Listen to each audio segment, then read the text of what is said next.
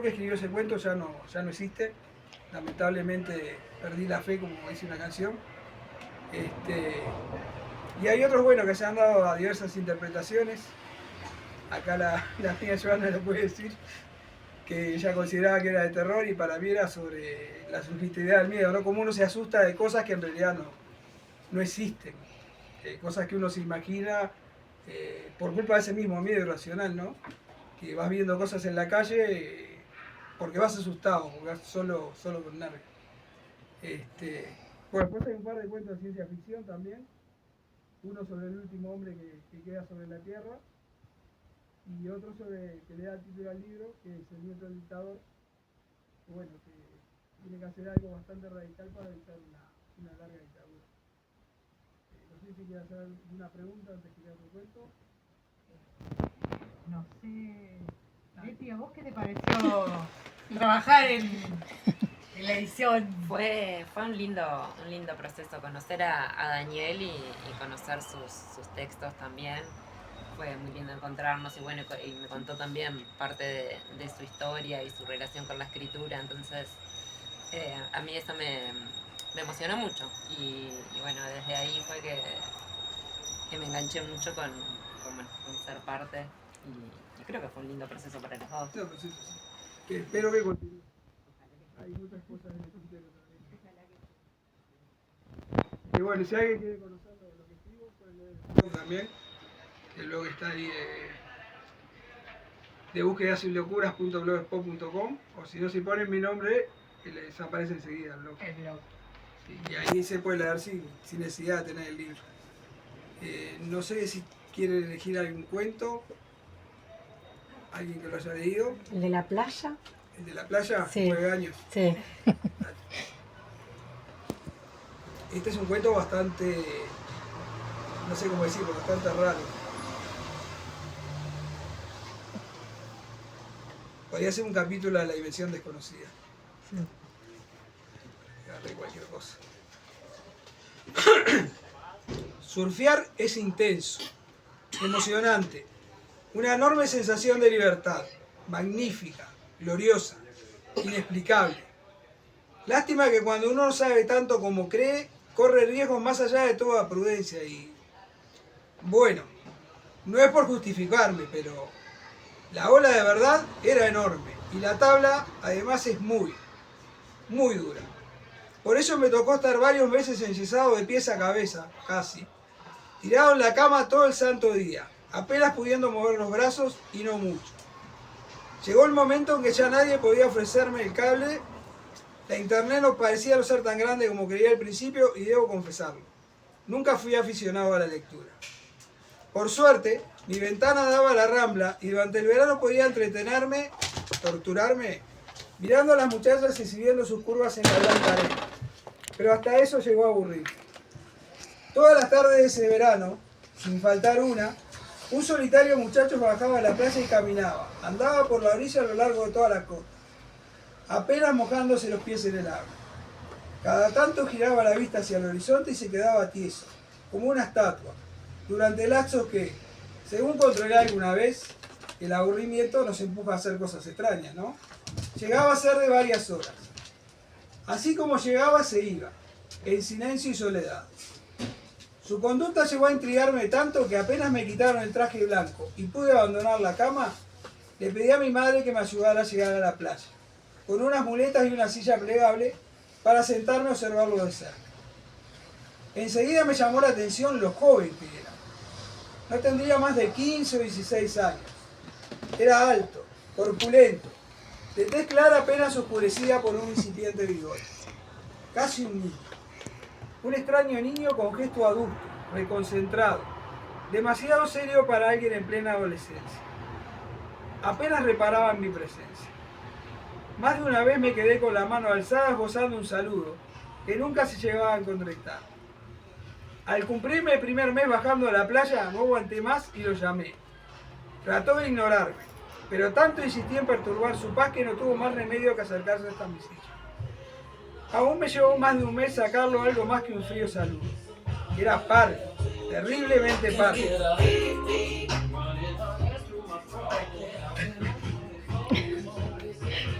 pausa publicitaria. En todo ese tiempo de nuestra relación, apenas supe su nombre, que era estudiante y que vivía a 4 cuadras de la playa. A mediados de mayo, cuando ya había empezado a refrescar y mi madre se negaba a ayudarme a bajar a la playa, aunque al final lo hacía, había perdido casi toda esperanza de saber por qué mi amigo bajaba todos los días a la playa, solo, a caminar y mirar el horizonte. Si habrá sido extraño lo que pasó esa tarde, que yo, incapaz de recordar siquiera la fecha de mi propio cumpleaños, recuerdo ese 22 de mayo de 1997 como si fuese hoy. Y han pasado más de 10 años. Llegó un poco más tarde de lo normal, cargando una silla de madera, y luego de pelear con la era para acomodarla, se sentó a mi lado. Y como si fuera agua a presión en una cañería rota, las palabras empezaron a salir a borbotones de su boca. Voy a contarte algo. No porque te considere mi amigo ni nada parecido, aclaró. Pero antes que la locura se apodere totalmente de mí, necesito que alguien conozca mi historia. Si me crees o no, poco me importa. Me miró fijo, seguramente esperando mi reacción, pero creo que mi asombrado rostro, mezcla de alivio y sorpresa, lo animó a continuar. Solo te pido que no me interrumpas. Asentí sin mover los labios. Todo empezó cuando tenía 11 años. Era un muchachito audaz, atrevido, capaz de llevarme el mundo por delante. No le tenía miedo a nada, absolutamente a nada. No me asustaban las alturas, ni el fuego, ni la oscuridad, ni los vivos, ni los muertos, ni mucho menos el río. Mi madre me había anotado en un curso de natación. Iba 2 veces entre semana a la piscina del club y los sábados al río. Y ahí fue donde empezó todo, en el río. El chorro se cortó de golpe. Yo no podía mover un músculo, congelado como estaba por su repentina apertura. Segundos después, empezó a correr de nuevo. Todos debíamos ponernos flotador, pero yo no lo hice. El instructor me alcanzó uno y yo lo lancé a la pila. Le dije que no lo necesitaba, que yo no era un bebé. Se enojó mucho y alegó que sin flotador no me iba a permitir subir al bote que nos llevaría al medio del río. Me lo coloqué de mala gana. Apenas se distrajo, me lo aflojé, mientras me hacía burlas en sus espaldas y mis compañeros se reían tímidamente. Tan flojo lo dejé que medio segundo después de zambullirme, el flotador se me soltó. Y por más que manoteé, la corriente lo alejó de mí rápidamente. ¡Soy un pez! ¡Soy un pez! Comencé a gritar altanero, cobrando al profesor, que trataba de subirme al bote lanzándome feroces manotazos que yo esquivaba a duras penas. Para que no pudiera atraparme, me metí abajo del bote y ya no pudo salir. No sé cómo hizo, pero logró sacarme a tiempo. Y apenas confirmó que podía respirar por mí mismo, me expulsó del grupo. No sé cómo no me pegó una patada de pie. Me la merecía. Después de eso nunca más me volví a meter al agua. Mi seguridad, mi osadía y mi arrojo habían desaparecido para siempre. Mi madre decía que me había convertido en alguien mucho más agradable. Pero no es agradable tenerle miedo a casi todo. Aquella personalidad arrolladora que me decía antes del accidente se convirtió en una inseguridad insoportable, en una inaceptable cobardía. Claro, yo no me animaba a mi tiempo. Hizo una pausa muy larga. Miró el horizonte como buscando algo inaccesible, algo tan lejano e inaccesible que me asustó. Lo siento, balbuceé y te miró.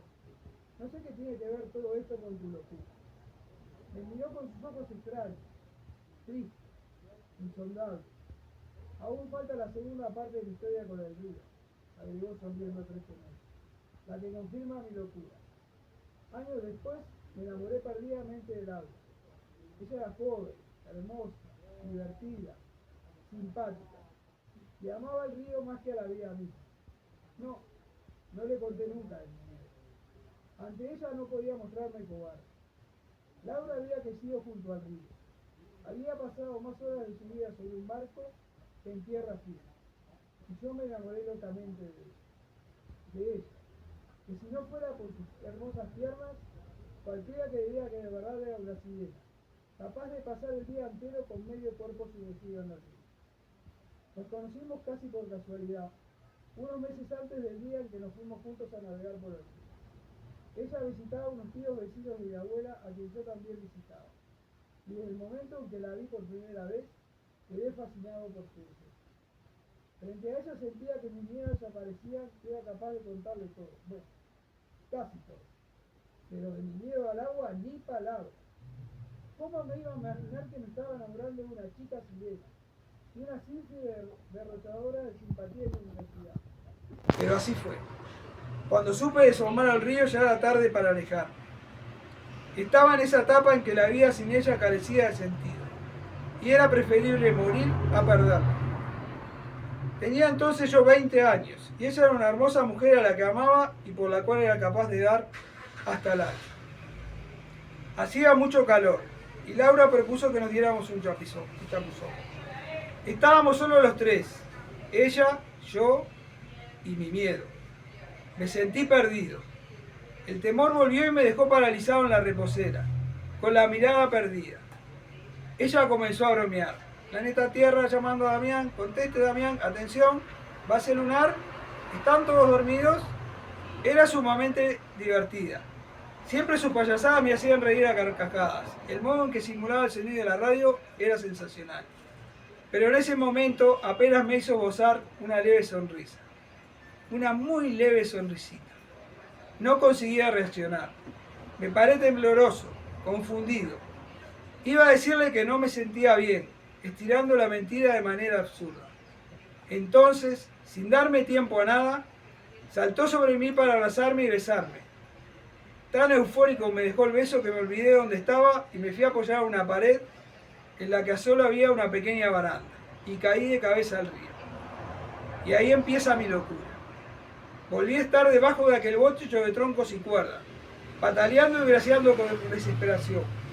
Fue un segundo, 2, tal vez 3. El miedo desapareció. Una paz indescriptible se adueñó de mí. Creo que perdí el conocimiento. Dejé que el aire abandonara lentamente mis pulmones y me sentí flotar suavemente en una especie de limbo, sin temor, sin urgencias, sin dolor. Solo paz, infinita, inexplicable. Cerré los ojos. Cuando los abrí vi a Laura llorando a mi lado, con la respiración agitada y su hermoso rostro convertido en una espantosa máscara de dolor. Lloraba, como nunca antes la había visto llorar. Quise alargar mi mano para acariciar su cara, pero no pude. Mis brazos, mi pierna, mi cuerpo, no parecían ser míos. Me di cuenta que podía verla a pesar de tener los ojos cerrados, como si los párpados fueran transparentes. Un segundo después la cortina se cerró y volvió a abrirse. Pero Laura no estaba allí. El instructor de natación presionaba con desesperación mi estómago, creo, o mi pecho. No lo recuerdo bien. Gritaba desesperado que escupiera el agua. Casi enseguida empecé a toser y a devolver al río que había penetrado en mis pulmones. Cerré con fuerza los ojos y los volví a abrir, atónito, gigantes como platos. Vi a mis compañeros festejando y a mi instructor llorando entre risas y puteadas. Vi el río, la balsa, mi propio cuerpo de casi niño, mis manos pequeñas, mis piernas agarrotadas por el miedo. Pero no la vi a ella. Ella no estaba allí. Ni ella ni todos los años pasados en la nave del miedo. ¿No son demasiado 9 años para un corto sueño? ¿Puedo haber soñado toda una vida en ese rato que la parca me tuvo tomado de la mano para luego dejarme volver? No lo sé. Pero sé que ella existe y que algún día voy a encontrarla. Antes tengo que vencer el miedo y arrojarme al agua. A eso vengo. Sé que un día voy a juntar el valor suficiente para hacerlo. Sé que un día el río será mi amigo. O tal vez me lleve con él. Se levantó, me dio las gracias por mi silencio y se alejó con su silla caminando lentamente. Esa fue la última vez que lo vi.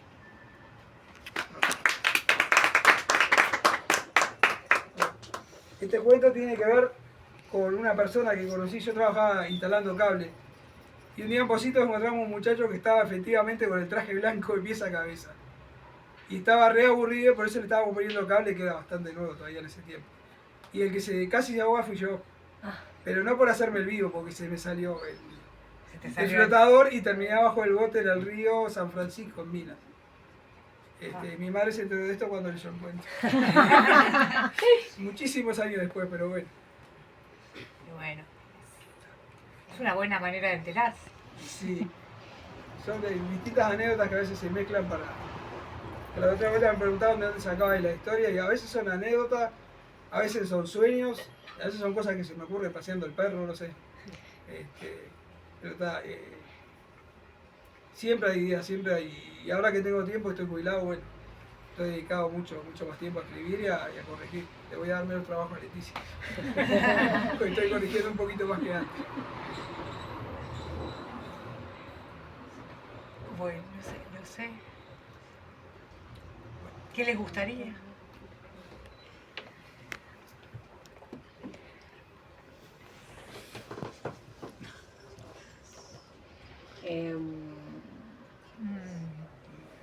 A mí me gusta la de terror, lo que pasa. Pasa que yo todo esto ya lo pregunté y Ya lo preguntó, ya lo Pero leyó. Público se renueva. Sí, Público se renueva. No, a mí también me gustaría el de terror. sí, El, que el del cine. El del cine. Sí.